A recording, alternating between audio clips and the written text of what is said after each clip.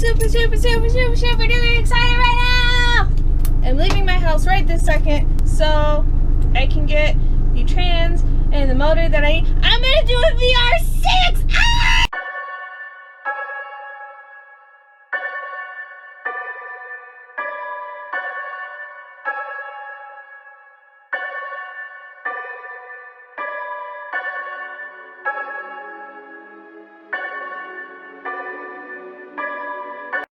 So, I'm sorry I haven't had a lot of time to record lately or let you guys know what's going on, but essentially we're doing another swap, and there's not like a ton of reason other than I wanted a drift car.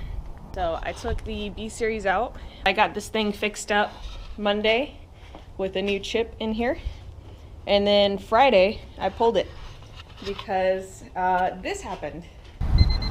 Zach just decided that he didn't really like his shift linkage. So there's really no real reason that I pulled this thing. It's just purely I wanted a drift car and I didn't want to build a 240 when I already had my Honda, which I'm never ever getting rid of again. And it's front wheel drive and I have no need at all for a front wheel drive. So in order to make all this work, I have the subframe and rear end from Miata in NB. Get that out there. So we have this little diff here. The diff is not welded, so, but that's all right. We're gonna fix that, which actually the length from here to here is almost the exact same length as my Honda. So I don't think I'm gonna have to do much different. And as far as suspension, it's the same exact thing. The suspension fits here as it does on my hatchback. So we're good there. And then this is the VR. So this is a Volkswagen V6 type thing. So it's got 6 cylinders, but it's the size of an inline 4. So as you see, it's not really a V, it's all on the same head. I think they call it like a W or some shit, like that's the type. But you have 1, 2, 3, 4, 5, 6 cylinders. And this thing's a fucking beast. I had never heard of these before my fiance Sam had mentioned it. And I think this is really cool. It's the AFP block, so from what I understand, that's a good thing. Which this is the TREMEC 50, 30, something like that. I don't know the numbers. But the cool thing is the starter's on the same side. So the starter for this motor goes right here. And the starter on this trans is obviously right there. So but as far as the whole build, right now we're in, I think, right around $1,200 with the subframe, the transmission, the motor, the clutch. I think that's it. And that's pretty much what I'm selling my Honda motor, trans, and whole swap, harness, ECU, and everything for, so hit me up. My shifter fell off, and I was just kind of bummed about it, so I didn't do anything about it that day. I just kind of went inside and, you know, didn't cry, but I like had myself a nice drink and just kind of laid down and contemplated life, because I just got it running Monday. Like, it was running great. I was excited. It was awesome, and I was ready. I was so excited to make more content and get you guys really just explain what the B18 means to me, because I love it as a motor. It's a great motor. It's gotten me so far. I've had it for years and I love it. And the torque, I mean, it's perfect for what they cost for a full swap comparatively to like K series or some of these other like big name Honda motors. I think the B is just perfect for anyone who's starting out or who wants reliable power and doesn't want to like boost or like go big, you know, like you just want something. Like the Honda Civic hatchback, EK, EG, all the older models, they feel like they were made for a B series. Like the D series is just useless. It really feels like an egg, like an economy car with those motors. But with the Bs, they feel almost like sports cars. Like it's just fun, and especially with the GSR Trans, it has shorter gears. So it's a lot funner like in town and stuff. I had an LS, there's an LS 5th in this Trans. I need to put that in my ad, I forgot about that. So the 5th gear is a lot taller for highway because you're never really going to use 5th gear in town. But 1st through 4th is really peppy, really fun, especially if you're turbo. You're just being banging through the gears. It's like a little go-kart. So I love that about it. I don't know much about steering at all.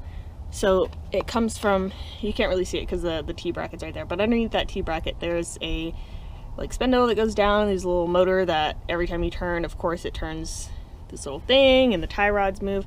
So we're gonna have to get rid of this black mount right here, the subframe, because there's going to be a motor and a trans right there, like right straight through it. So what we're thinking about doing is flipping it, like putting this whole deal on the other side so that the tie rods are in the front, and then from there we can, I mean, even put the steering like right here on the front frame. And so whenever, like, we might have an L going here, or a 90 for the tie rods or something, to where we can get around the motor and trans, because obviously this car was not made to be rear wheel drive, so they didn't even think about that when they were doing the steering. So now we have to. So I took these headlights out because they were god awful, have been since day one. And we need to take that suspension out and then drop the tank, wherever it is, right there. Yeah. And then we need to figure out how to put that subframe in there, which I don't think will be difficult. We're going to be tube framing it anyways, because all of the metal in here, like the whole frame, everything, like this stuff right here, I could probably bend it with my hands if I really wanted to. And for something that's going to be thrown into walls or really have a lot of power being put down to it, especially more than what was made for, we're going to need to stiffen that up a lot. So and the V's back finally. She's dirty now. She was super clean when we first got her, but she is back. Divvy with the bird shit. We have this giant tree right here where there's a ton of birds in there, so they just shit all over our cars all the time. And if you guys are considering this swap with this trans and this motor, the TREMEC or TREMEC whatever, to the VR6, please let me know, because we are having this custom flywheel and everything made, and in order to do that, it's like, I think they charge like an extra $400, $500, maybe $600 for cut time, or for them to like plan it out or some shit. I don't really know how it works. I'll get Sam to explain it better later, and I might cut it in this video. But in order to do that, they need like an extra couple $100 to do something, whereas if we buy in bulk, you won't have to pay for that couple $100. So if you guys are considering doing this and you want a little discount on that, the adapter plate from the bell housing to the motor, please let me know. I will absolutely get you guys in there, and we'll figure it out. I'm not going to be making any profit off of this. It's just to help you guys out. And then a lame video, and I'm sorry, this week's, or I guess now last week's video was pretty lame. It was literally just 10 minutes of flatfoot Honda noises, because I had no other content. I was so busy running around. It took me like 4 days to make that video too. I'm so embarrassed of that. Like, it took so long for me to edit it because I just didn't want to. I'm like, oh my god, this video is gonna suck. Any last words before we die, Sam? I'm gonna put it in your ass.